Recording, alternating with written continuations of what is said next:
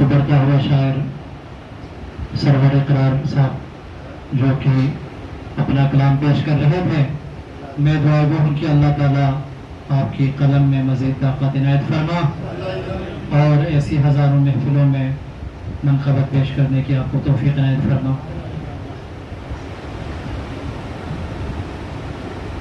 برسر منبر پالان غدیر خم میں، برسر منبر پالان غدیر خم میں، کس بلندی پہ ہے انسان غدیر خم میں۔ لوگ چہروں پہ نئے چہرے سجا لیتے ہیں، لوگ چہروں پہ نئے چہرے سجا لیتے ہیں، اور پھر ہوتی ہے پہچان غدیر خم میں۔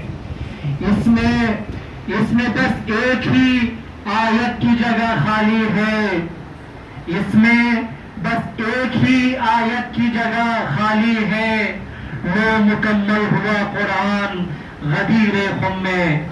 اب اس کے بعد میں آج کی اس پروقار محفل کا آخری مقرر جناب